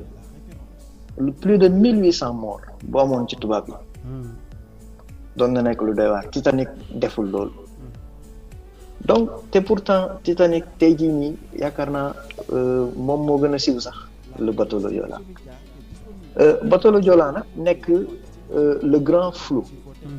autour de cette affaire-là parce que catastrophe bu toll noonu amuñu responsable bu ñu téye catastrophe bu toll noonu les victimes wala boog les familles des victimes mënuñu def ba tey seen deuil catastrophe bu toll noonu mënuñu la wax tey jii nii les pupilles de la nation lan lañ ci mën a wax tey lan lañ ci mën a tënk ci seen accompagnement bi leen état bi doon accompagner catastrophe bu toll noonu mënuñu la wax ndax le bateau en lui-même danañ ko renflouer ou pas ce qui reste encore une fois une demande lancinante des familles des victimes donc mu nekk daal loo xam ne wax dëgg yàlla Amidou métti na ba fu mu métti yem chaque fois bu ñëwaatee nit ñi nekkaat di ci xalaataat di ko naqarlu di ko méttitlu di ñaan itam vraiment mu nekk loo xam ne moom mooy guléet lay doon te itam fa lay yem parce que tam un peuple yu mel noonu dal ci kawam yaakaar naa benn rek doy na ci waaye nag liñ naan yàlla bay sa tool aussi na fekk itam ñu tirer tous les enseignements de cette catastrophe là xam ne am na kat xëj na yoo xam ne ñoo waraloon mbir ma donc surnombre bañ ñuy wax surcharge ya ñuy wax donc yooyu bu ko defee aussi dans nos vies de tous les jours dans nos comportements de tous les jours ñu mun di ko éviter et loolu nag encore une fois je crois que l'État au-delà de faire en sorte que le droit soit dit dans cette affaire war na fexe ba nga xam ne aussi te malheureusement nekku ci comme nekkul ci le droit soit dit aussi waroon na fexe ba nga xam ne lépp loo xam ne mën nañ jox des mini Joola des Joola en miniature ñu éviter ko loolu mu ngi jëm ci surnombre ci bus yi mu ngi jëm ci surnombre ci tata yi ainsi de suite njaga njaay yeeg yooyu donc yooyu yëpp c'est des potentiels Joola en miniature yoo xam ne aussi état bi war na ko mën a moytu à travers benn politique boo xam ne dinañ jéem a instaurer la discipline et la rigueur au sein de la population sénégalaise parce que quand même lu ñu manqué la donc di jéggalu maa ngi ci tàggatoo bi comme nee nga ñu jaar fi tàggatoo donc di jéggalu bu fekkee ne am na lenn luñ fi wax loo xam ne xëj na xaw na froissé nit wala naka su dul noonu la lu ci jubit ñu ngi koy sant yàlla di gërëm ñi ñu àndaloon ci émission bi di la gërëm yow Amidou ak sa technicien jaajëf di la kontaan namoon nañ leen ñu ngi leen di gërëm di leen sant asalaamaaleykum. incha allah kon nañ jàpp na ñibbisee nga rek incha allah si sa kër. nañ jàpp na ñibbisee nga maanaam si sa kër rek kon. voilà mu ngi noonu fii laa bokk. waaw d'accord jaajëf sëñ Ali. waaw Amidou. di nga ma may nag man moom du question damay soxantal la Joola mais Cheikh li ci wax dafa mat sëkk ba lenn rek laa ciy teg. pour ñëw sama point ma bëgg a wax. mooy ne le Joola c'est 310 morts de plus que le Titanic. 310 morts. maanaam loolu rek daf lay jox ampleur u catastrophe bi am. léegi nag li ci Cheikh wax dëgg yàlla bu ko tegaat dara xanaa ñaanal way daw lii rek. yàlla woy fa seen kaw loolu rek lañ mën a wax mais vraiment li mu wax moom leer na ci enseignement ci di nga ma may moo au sujet ndax point bi am mu mun bàyyi mu jàll parce que joxuñu ko c'est le point de Karim Wade c'est-à-dire il faut nit ñi xam ne avocat Karim Wade yi ci politique la ñu nekk mooy dañuy wax ne Karim Wade dafa war a inscrire ci les électorales loolu c'est politique mais boo ko analyser sur le plan purement juridique ils ont pas raison li ko waral mooy am na ñoom ci loi bi ñu basé wu loi boobu dafa ne képp koo xam ne dañ laa tëj kaso lu tolloog weer wala mu jegee ñetti weer wala ñu jox la sursis mu ëpp ñetti weer jëm juróom-benni weer kooku waruñ laa rajo lu ëpp juróomi weer waaye dafa am article bu ko jiitu ci loi bi bu ne képp koo xamante ne condamné nañ la ci ay crime wala ay délits yoo xam ne laal na ci escroquerie abus de confiance trafic de drogue nangam ak nangam yu bare corruption loolu buñ la ciy defee benn condamnation kenn mënu laa delloo ci liste électorale lu la dañ laa réhabilité mooy dañ wax ni li nga def defoo ko wala ñu admissier la vote loi bu lay admissier kon Karim Wade il ne peut pas à l'état actuel des choses être inscrit sur les listes électorales impossible bu dee ci wàllum droit kese lañ wax nag maintenant nag bu dee ci wàllum politique moom ñoom avocat mi ay lañu ñu xam lañu xam nañ ne buñ duggee ci porox ndool la article ba lay wax 50 donte ne concerné wu seen client danañ créer débat bi et ils voulaient créer le débat mais sur le plan juridique moom ils ont pas raison loolu laa bëgg wax waaye nag Karim Wade moom li may wax mooy te dinaa ko wax Amidou te yàgg naa ko fi waxaat il faut qu'on pose un jour loolu am dama la koy ñaan ñu def ci émission un jour ñu poser le débat un vrai débat d'accord ci opposition sénégalaise mooy lan mooy diggante Idriss Seck ak Karim Wade ak Khalifa Sall man sama opinion laay wax damaa gëm ne jeexal nañu politiquement amatuñu benn bal te nag ki leen jeexal ki leen rey politiquement du Macky Sall Ousmane Sonko la tudd man maa ko wax sama avis la parce que dama am ay arguments yu bëri ma mën a avancer Karim Wade ça fait bientôt 8 ans wala 7 ans politique gu Sénégal dañ ko tëj bi paree ñu condamné ko définitivement bi mu paree mu daw nekk fay pendant juróomi at yow looy absenté woo pendant 7 ans dans une vie politique nga ne da ngaa bëgg a créer benn vérité bu di xeexaat politiquement nga xam yoo xam ne nit ñi seen ay ree nga leen di def ça dama bëgg analyse politique sénégalais ni ñu am courage yu débat boobu dafa am ñoo xam ne nag tey nga ko denc bañu tëgg débat boobu rek heure bi moom jeex na waaw non mais c'est-à-dire comme sama temps clôture loon dama doon naa ko ci wax rek ñu xam ne opposition sénégalaise moom la ci jeex na maintenant di ñaan yàlla li ci wax yàlla na doon njëriñ lépp loo xamante ne dëng ne ñu ngi ciy tuub lu ci am njëriñ ñu xam ne yéen bi ëppoon na loolu mais vraiment daal di la gërëm ak sant kontaan nañ ci émission bi lool mais débat bi moom am ñëwaat ci parce que opposition sénégalaise foog ñu rek day daal li ñuy wax am Macky Sall reyu leen Ousmane Sonko moo leen rey incha allah dañ si waar sëñ Kéba waaw sëñ Amidou kon buñ ñu ñëw ci point le Joola bi déjà di métti le fait que ni chaque année ñuy poser le même débat les mêmes questions chaque année moom mu amee ba léegi bientôt 18 ans wala 18 ans ci ren fukki at ak juróom ñett ñuy wax les mêmes choses les mêmes problèmes amaana sax saa bu jotaan buñ koy fàttaliku folklore bi mooy ëpp sax devoir de mémoire bi nga xamante ni képp kuy sénégalais war nga ko ci am ndax boo ci ñàkkul sa ku la jege ñàkk nga ci koo xam wala koo xamante ni dëkkoon nga ko moom wala nga gis ko ñu war ñu jàngal aussi ñu war a changer suñu comportement dans la vie de tous les jours nan la ñuy defee ba nga xamante ni tirer les leçons du Joola mu bañ a amati ci transport terrestre ci transport aérien ci transport maritime fexe ba suñu transport ñu régler tous les problèmes liés au surcharge liés à la